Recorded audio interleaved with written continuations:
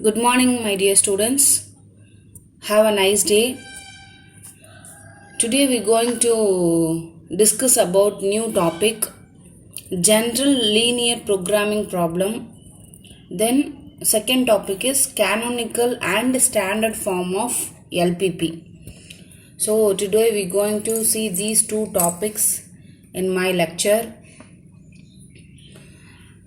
Today I'm not going to explain. I'm not going to solve any problem. Just we're going to see the theory part. Please don't get confused when I explain the theory part. Once I started to explain the problem, definitely you could understand the concept of the theory. Okay. So before I'm going to start these two topics, I'm explaining clearly. Please don't get afraid of that when I explain the theory part about these two topics. So let's start the class. See here, general form of linear programming problem. This one is already you know. Okay, the definition is, what is the definition of LPP? It must be the objective function. It will come the decision variable, whether it could be minimization or maximization. The equalities and inequalities, it is called the constraints. Okay, same definition they have given here also. Please don't get afraid of this. The general LPP calls for optimizing, which means whether it is maximum or minimum. That's why I have given in the bracket. A linear function of variables called objective function, subject to a set of linear equalities and inequalities called the constraints. What is meant by constraints? Which means restrictions. Okay, so this is just a definition of LPP. Okay, see here, it is not a 5 mark or 10 mark question. It is 2 mark question. If suppose they will ask like what is the general form of LPP, or you can write the formula for LPP. If they ask like that, just you can write this formula and this definition. Okay, see here they have given the first line. What is the name of this line? You know already. This is objective function. மறுபடியும் சொல்கிறேன்ப்பா, இது பார்த்ததும் ஏதோ equation கொடுத்துருக்காங்க அப்படின்னு சொல்லிட்டு பயந்துராதீங்க. Just decision variables சம்மாக கொடுப்பாங்க இல்லையா ஈக்குவேஷனை, அதை எங்கள் ஃபார்முலாவில் அப்ளை பண்ணி கொடுத்துருக்காங்க. இது வேறு ஒன்றும் இல்லை. Here you can see maximum or minimum of z equal to c1 x1 plus c2 x2 plus etc. cn xn. First, what is the first line? Name of the first line. What are the two decision variables they have given in the formula? x1, x2, etc. xn. So including the decision variable, they have given the objective function. So first line, you know, this is the formula of objective function. Next, when they are getting into the constraint, definitely we need to mention subject to. Okay, so subject to these two etc. a of m1 x1, these are the constraints. Okay, so a11 x1 plus a12 x2 plus etc. whether it is less than or equal to or greater than or equal to, this is right side constraint b1 b2. So okay, so finally they have given the non-negative value x1 x2 xn greater than or equal to 0. Okay, this is the general form of LPP. If they asked in the 2 mark question, write the general formula for LPP, or what is the definition, define LPP, like that. If they asked in the 2 mark question, you can write these two things. First one is the definition. Here you can see, first one is the definition, second one is the formula for that LPP problem. That's all, my dear students. First topic over. Then we can move on to the second topic. What is the second topic? canonical and standard form, I think so. Good. Okay, canonical and standard form of LPP. In this topic also I am explaining the steps given below. Please don't get afraid, okay? Don't get confused, just I am explaining one by one.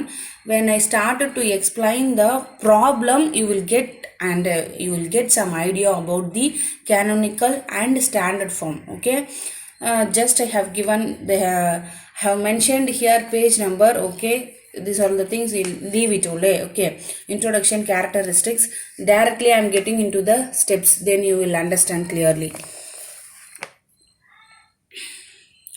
The objective function should be of maximization type if it is minimum. When you going to solve the canonical and standard form, first rule they have given that the objective function should be the maximization type if it is minimization type. கண்டிப்பாக maximisation டைப்பில் தான் இருக்கணும்னு சொல்கிறாங்க. Suppose மினிமமாக இருந்தது அப்படின்னா இங்கே பாருங்கள், for example minimum of Z equal to minus of maximum இப்படி கொடுத்துருக்காங்க அப்படின்னா all the constraints should be strict equation. So எல்லா கன்ஸ்ட்ரைன்ஸுமே எப்படி இருக்கணும்? ஈக்குவேஷன்ஸு ஸ்ட்ரிக்டாக தான் இருக்கணும். Here you can see in this 2 points, just you going to fix it in your mind is, if it is less than or equal to type, it must be a slack variable. We need to introduce the slack variable in the left hand side. நல்லா கிளியராக புரிஞ்சுக்கோங்கப்பா. If constraint condition is less than or equal to type, then a non-negative variable called slack variables is added on the left hand side. நல்லா listen பண்ணிக்கோங்க.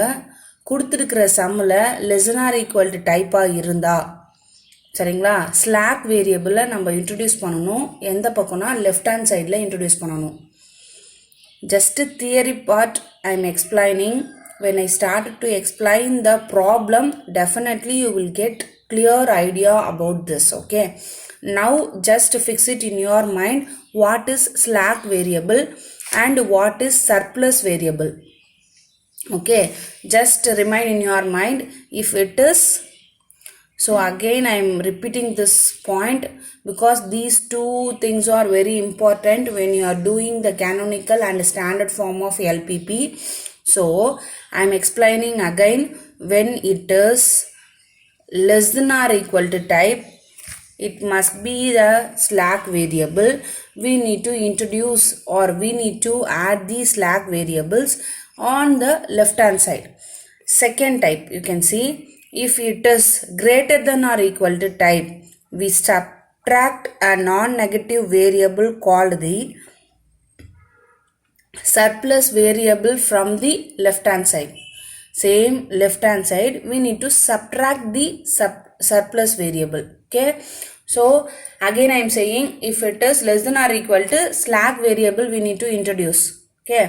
So next one is, if it is greater than or equal to, we need to subtract, not add, we need to subtract the surplus variable. That's all, okay? So let me explain the example, then you will get some idea. Next you can see, all variables must have non-negative value. These things all you know already, okay? So whenever we are introducing the variables or decision variables, whatever it may be in the LPP problem, it must be a non-negative value. So the right side constant of each constraint should be the non-negative, okay? Then next one, right side can always be made positive on multiplying both sides by -1. So they are saying that, I'll explain with one example, okay?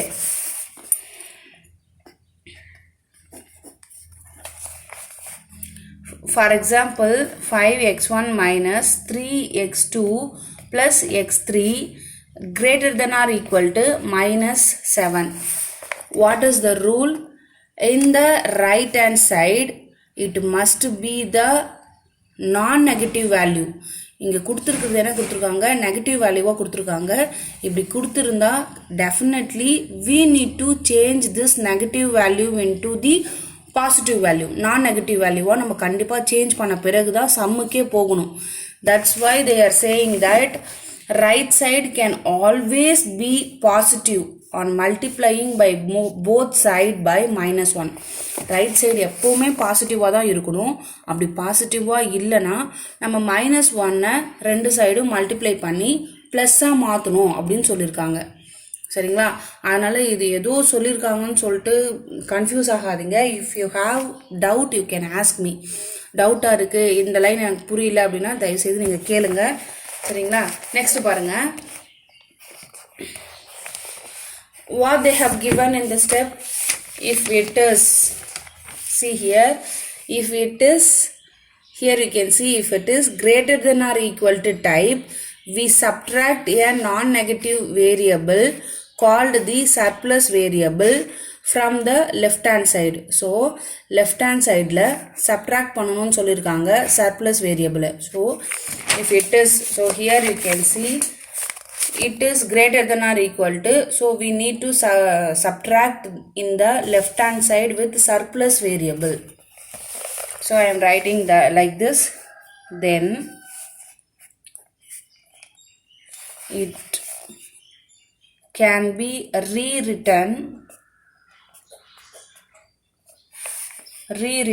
as, see here, 5x1 minus 3x2 plus x3 minus x4. This one is the surplus variable. If it, see here, in right hand side we are getting the minus value, okay, negative value. So and then we have to do that. For this we have to do that. If it is greater than or equal to, we need to subtract with the surplus variable. So I am introducing this in the left hand side. Minus of x4 is equal to -7. For your reference I am doing like this. This one is the surplus variable. For your reference I am writing like this, okay? Please don't get confused why it came like that. Please don't get confused, okay? If you have any doubt you can ask me. Surplus variable, introducing the surplus variable, introducing the surplus variable. Here you can see again multiplying this equation by -1. So still now we are getting the same negative value. First we need to introduce the surplus value when the right hand side could be the negative value. So we need to multiply with -1.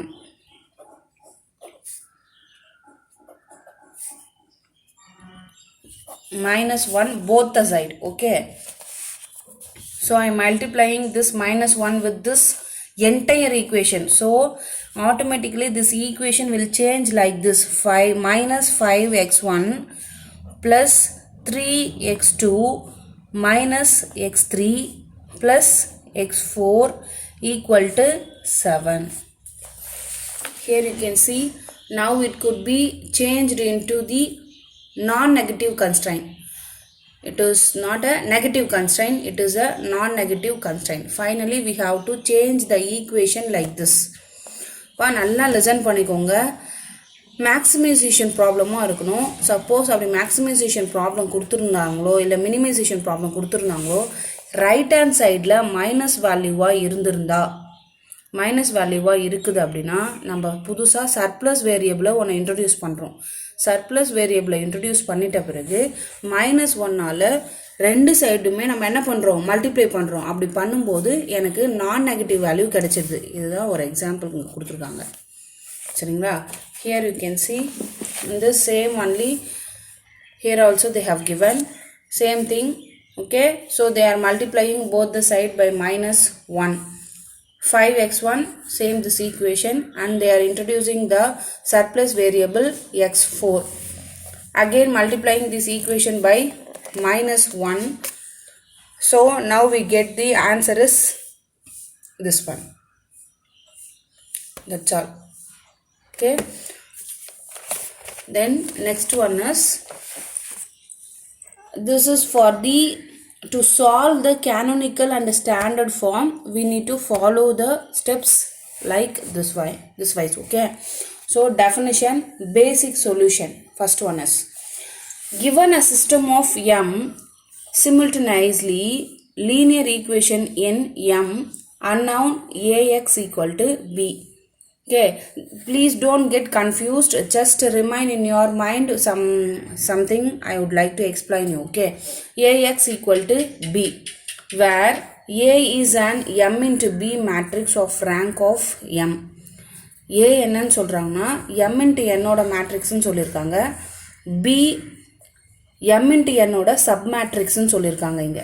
சரிங்களா? Next ஸ்டெப்ல where a is an m into n matrix of rank of m, let b be any m into n submatrix formed by m linearly independent column of A.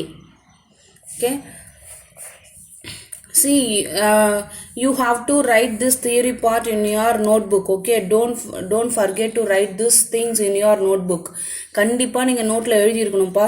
நான் நோட்டில் கண்டினியூஸாக theory part உங்களுக்கு கிளியராக தெரியுதுன்னு நினைக்கிறேன். வீடியோவில் stop பண்ணிட்டு எழுதிக்கோங்க உங்களோட நோட்டில்.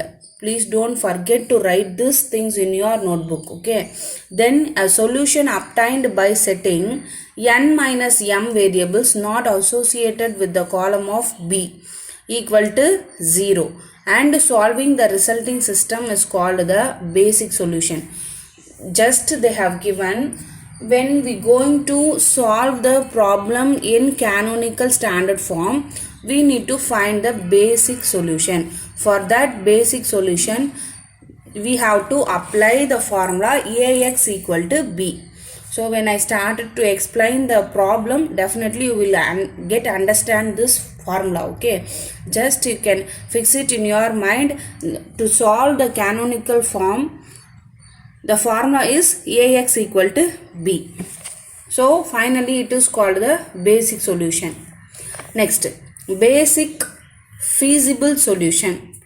A basic feasible solution to the system ax equal to b is called the basic feasible of x of b greater than or equal to 0. Okay, these are all the formulas they have given. Okay, please don't get afraid of that when the theory part is going on. Okay, when I explain the problem, definitely you will get understand some idea about this concept.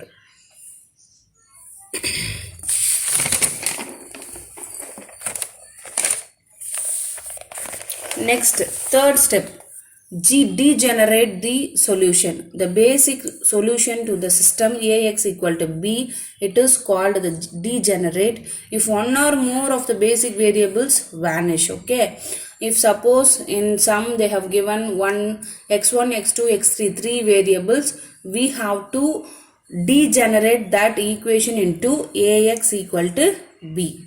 Okay, next one is associated cost vector. Let x of b be a basic feasible solution to the LPP. Maximize z equal to cx. Just this is all the formulas. Okay, please don't get confused.